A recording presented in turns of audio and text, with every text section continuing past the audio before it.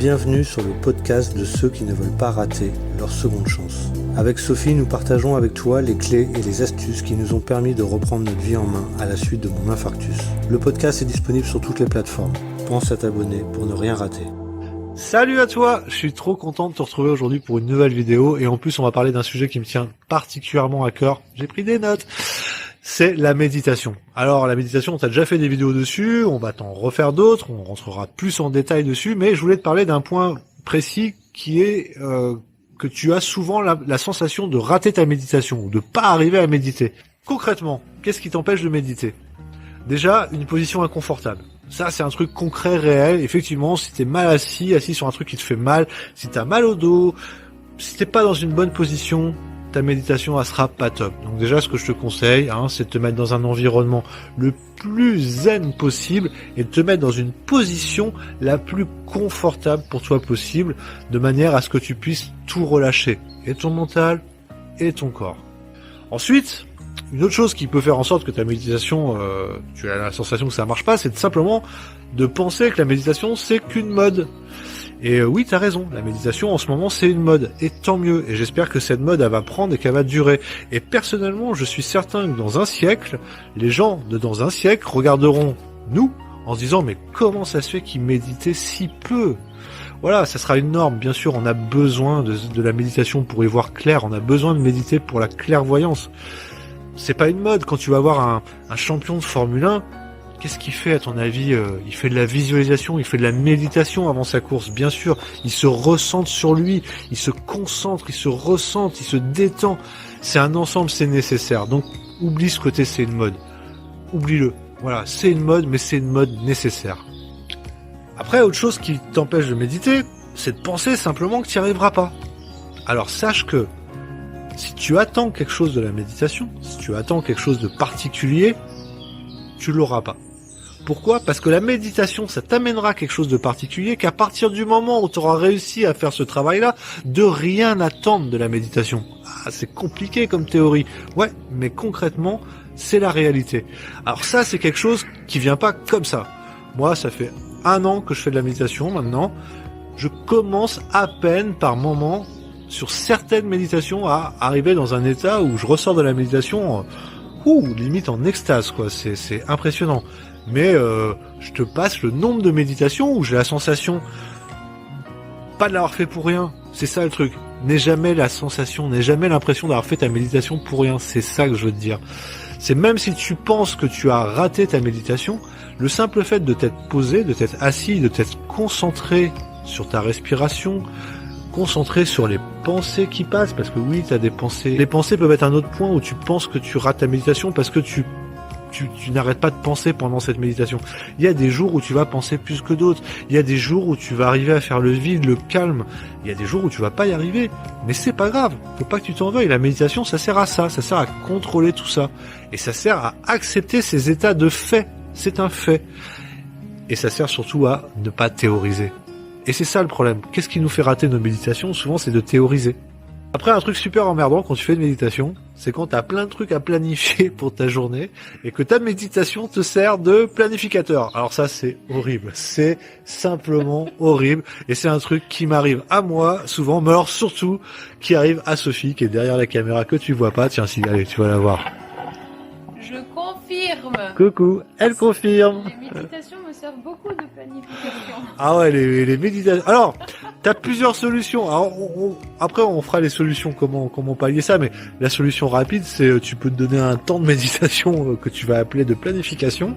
Genre, si tu as décidé de méditer 20 minutes, et ben les 10 premières minutes, t'acceptes que tu vas planifier, et puis une fois que t'as planifié, tu fais les 10 dernières minutes en mode méditation. C'est très bien pour planifier et aussi de prévoir des temps de méditation spéciale planification de ta journée. C'est exactement ce que je viens de dire, chérie. Elle est un peu blonde, hein. Voilà. Qu'ils disent ça, que j'ai pas écouté ce que t'as dit. Voilà, c'est exactement, mais tu écouteras, c'est exactement ce que j'ai dit. Mais surtout, la chose la plus importante, c'est ne pas essayer de contrôler ses pensées. En essayant de contrôler tes pensées, tu vas avoir la sensation de pas réussir ta méditation. Alors que des pensées qui arrivent dans une méditation, on est des humains. Tu peux pas faire le blackout. Tu y arriveras le jour où tu seras un maître bouddhiste, voilà, que tu arriveras à sortir de ton corps, j'en sais rien, mais je vais te dire un truc, tu mettras 10 ans peut-être à y arriver, ou jamais. Enfin, attends pas ça, médite pas pour ça. Accepte que tu aies des pensées, accepte-les, mais par contre, au lieu de laisser ton mental s'emparer de tes pensées, et après les broder, les machins, les trucs, et t'envahir l'esprit, observe-les simplement, mets-les dans un petit nuage, et laisse le petit nuage passer. Et une autre pensée arrivera, et c'est comme ça, et toute ta méditation peut être comme ça. Ta méditation, elle sera pas ratée pour autant.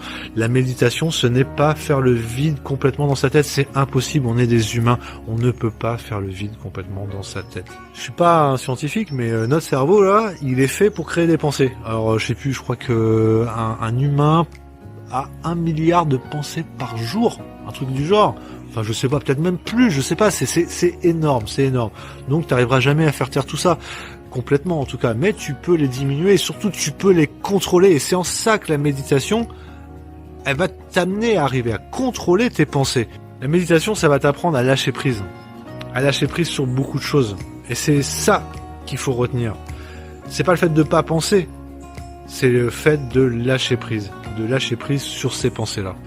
La méditation, tu vas pas arriver comme ça à en sentir les bienfaits. C'est pas en te mettant sur ton canapé pendant une semaine, tous les matins 10 minutes et tous les soirs 10 minutes que tu ressentiras les bienfaits. La méditation, c'est vraiment sur le long terme. Tu peux avoir une période de 1 mois où tu auras la sensation peut-être de faire cette méditation pour pas grand chose. Détrompe-toi, c'est complètement faux. Et là, je t'invite vraiment à aller faire des recherches sur internet et voir toutes les revues scientifiques qui sont sorties là-dessus, sur le fait que la méditation, concrètement, elle change complètement ta façon de voir les choses et de réagir aux choses, mais dans la durée. Il faut que tu persévères. Donc je vais te donner quelques petites astuces pour ne pas avoir la sensation de rater ta méditation et pour arriver à te lancer un peu sur le long terme. Déjà, essaye pas au début de faire des grosses méditations. Des méditations de 5 minutes le matin, 5 minutes le midi, 5 minutes le soir, c'est largement suffisant. Et après, tu pousses doucement à 10 minutes. Et puis quand tu vas commencer à y prendre goût, parce que la méditation, ça va surtout te relaxer. Et si tu as tendance à être comme moi, un peu speed, ça te met bien, quoi. Ça te met bien. Ensuite, sois régulier. Vraiment, fais un effort, c'est pas compliqué, c'est juste prendre du temps pour toi. Alors ok, tu peux te dire j'ai pas le temps, mais honnêtement, t'as pas 5 minutes à grappiller sur autre chose ? Je pense que si cherche bien, tu vas trouver tes 5 minutes le matin et tes 5 minutes le soir au moins à grappiller. Et puis augmente ce temps au fur et à mesure. Voilà, hésite pas. Tu peux aussi t'aider avec des musiques relaxantes, des musiques de bol tibétain, des choses très calmes et très doux. Ça peut être très efficace, ça peut vraiment t'aider. La méditation pleine conscience, la première base des bases, c'est de t'aider de ta respiration. C'est-à-dire d'avoir conscience de chaque inspiration et conscience de chaque expiration. De ressentir tout ce que te fait cette inspiration et de ressentir tout ce que te fait cette expiration. Ça aussi, c'est quelque chose qui peut t'aider. Quand tu penses trop, justement, recentre-toi sur ta respiration. La respiration, on a tendance à respirer sans en avoir conscience. On se rend même pas compte que le jour où cette respiration s'éteint, c'est notre corps qui s'éteint. Et je t'assure que de prendre conscience de sa respiration, ça va t'ouvrir quand même beaucoup de perspectives et ça peut t'amener à un changement d'état d'esprit assez important. Et puis, objectivement, si tu veux réussir ta méditation, arrête de te juger. C'est pas parce que t'as eu une méditation où t'as pas arrêté de penser, ou c'est pas parce que t'as eu une méditation où t'as eu quelque chose qui t'a fait bader avant et que du coup ta méditation tu la sens pas top, que te juge pas. C'est pas grave. Tu l'as fait, c'est important. C'est ça le plus important. T'as pris le temps pour toi, pour la faire. Tu considères que tu l'as mal faite ? Erreur. Tu l'as faite. Demain sera peut-être meilleur. Voilà, c'est comme ça. C'est la vie. C'est rien. En gros, la seule chose que j'ai à te dire, c'est ne te décourage pas. On n'est pas sur une épreuve physique. C'est pas dur de méditer. Donc, c'est pas comme si comme si t'étais un fumeur et que tu arrêtais de fumer. C'est pas comme si tu étais un non sportif et que tu devais te mettre à faire du sport. Non, la méditation, ça va juste te demander un peu de ton temps. Juste ça. Et c'est reconnu qu'à l'arrivée, il y aura des bienfaits. Donc, honnêtement, ça mérite de le tenter. Donne-toi des challenges. Dis-toi, pendant 1 mois, par exemple, je fais 5 minutes le matin, 5 minutes le midi, 5 minutes le soir. Arrive au bout de ce challenge. Au bout de ce challenge, tu verras, tu n'auras pas envie d'arrêter. Et je suis sûr que tu peut-être élimineras le midi, mais que tu feras 10 minutes le matin et 10 minutes le soir. Et peut-être qu'au bout d'un an, tu feras comme moi, une demi-heure minimum le matin, et je dis bien minimum, et des fois 1 heure le soir. C'est quelque chose d'extrêmement bénéfique, la méditation. Et on reviendra beaucoup sur la méditation avec Sophie, et je pense qu'on fera des vidéos où on rentrera beaucoup plus en profondeur si ça t'intéresse, avec des techniques de méditation concrètes, vraiment, avec peut-être des méditations guidées. Notre changement d'état d'esprit, il est dû à la méditation. Ça a vraiment été une des clés essentielles. Avec l'alimentation, le sport, on n'en serait pas là où on en est aujourd'hui sans la méditation. La méditation maintenant pour moi c'est devenu une drogue, une vraie drogue et dans tous les sens du terme. D'ailleurs dans une prochaine vidéo je vais comparer les effets de certaines drogues avec la méditation. Si t'as tendance à aimer les petites cigarettes vertes qui font rigoler le soir avec les copains, rate pas la prochaine vidéo sur la méditation. Et crois-moi, je parle en connaissance de cause. Sur ce, je te souhaite une très bonne journée. Lâche pas le morceau, lâche pas l'affaire. Si t'as commencé la méditation, va jusqu'au bout. Et je te dis à très bientôt. Je te retrouve avec d'autres vidéos. Il y a Sophie aussi qui est en train d'en préparer. Bref, on a plein de petites choses dans les tiroirs pour toi. Bye!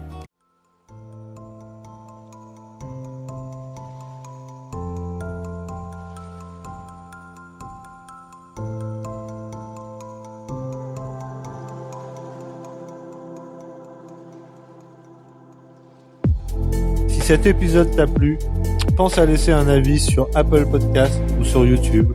Ça te prendra qu'1 minute et ça m'aidera énormément à me faire connaître. Si tu veux continuer sur le chemin avec nous, bien sûr, abonne-toi.